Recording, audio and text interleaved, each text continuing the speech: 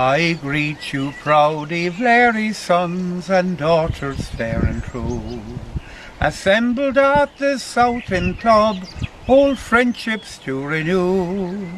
This annual opportunity I'll owe to let it pass, ere I recite a tale tonight of my Inchigeelagh lass.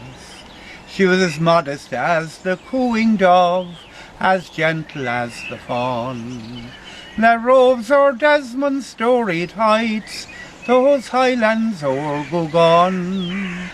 No goddess fair in Grecian air in beauty could surpass my winsome rose, my Maureen oak, my Inchigeelagh lass. Well, welcome everybody to Inchigeelagh. Richard and I were hoping we'd tell you some stories about Inchigeelagh, so this is the start of our work.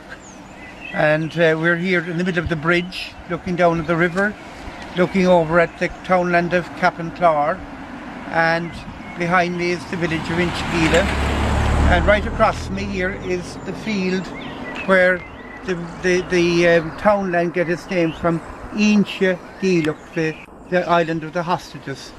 And we got our name in about 1170 when the O'Learys who were Cork and were driven from Carbery, and they settled here, and they held Viking traders captive in that field by the river, and that's where we get our name.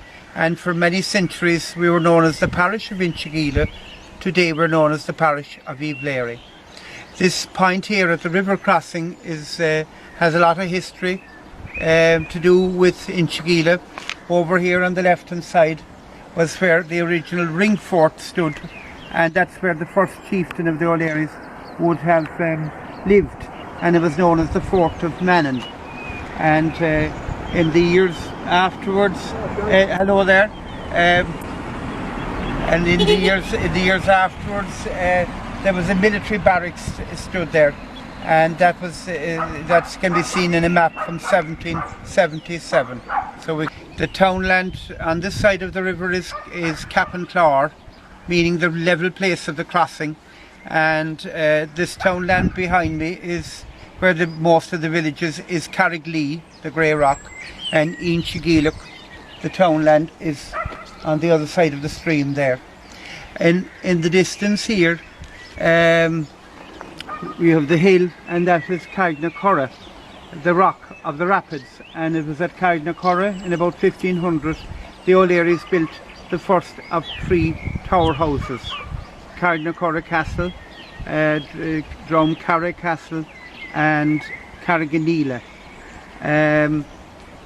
Behind me on the hill up over the village you can see the trees and the forest up there, and up in just under the trees, at more or less at 12 o'clock from here, there's a place called Inchigeelagh, the Earl's Cave.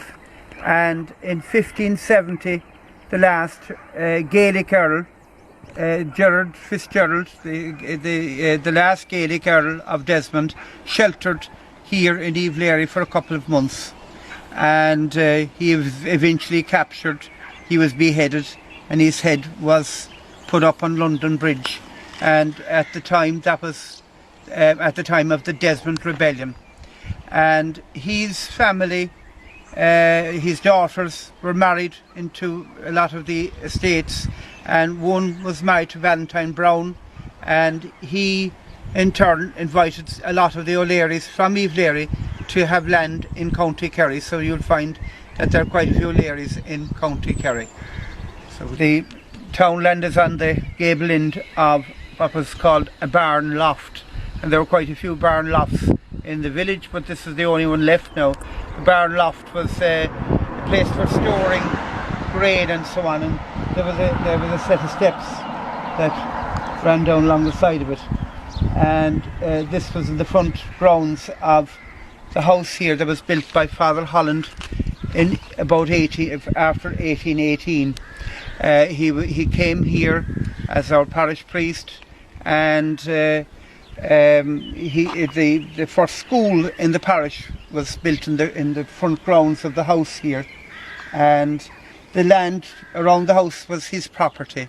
And while he was here, he built several schools and several churches in the village, and he was a very talented man. He was almost like a counsellor for a lot of the tenant farmers, and that he helped with their tenancy legal aspects of their tenancies. And across the street from us then was it was originally the police station for the village in about the 1860s or 1870s, and latterly then it was known as the Lee Restaurant. And Peter Dan O'Leary was a tailor, and he ran a business from the front of the house. And during that time, Frank O'Connor and Sean O'Phelan and Daniel Corkery would have stayed there in the summertime on holidays and so on. And Daniel Corkery wrote the very famous Hidden Ireland during his time in Inchigeelagh in 1925. We're on the side of the River Lee here, and near us is where Manning's the blacksmith would have shoed the wheels. The carpenter would have made the wheel, and they would have been brought here, and the iron was fitted on the side of the river with the water being thrown at it to maybe contract the metal and to create the wheel. So this is on the side of the bridge, and the bridge itself was blown up during the War of Independence. So you can see that there are two sides. So you can see the newly built side of the bridge. And in this past year, they have done work on the bridge itself, because they have capped the stone to conserve it. So it would have been a very busy place, this bridge. It was the crossing place of the river, and the markets and fairs would have been held along the side of the village. Behind us here is Casey's funeral home, and the Caseys have been in 4 or 5 generations, 5 generations of undertakers, and they were contractors in the village. And during the time of the Kilmichael ambush, the coffins for the Kilmichael dead were made here by the Caseys, and they were taken to Cork in Derrylee, and from there to Kilmichael to take the bodies for burial at Castledown. Further up from us you can see the gable end of the village hall, and this was built by Father Holland in around 1818. It was used as a church, but then the present church was built in 1845, and the building was then made into the village school. Today it's used for the village hall, and in the 1940s it was used again as a school, and the village school is behind Casey's, and that was built in 1905. I hope you've enjoyed some of our stories today and look at different locations, and I'm very grateful to Richard for helping me with this project, and I'm hoping that we can come back and do some more for you and share our beautiful Inchigeelagh with you. Thank you.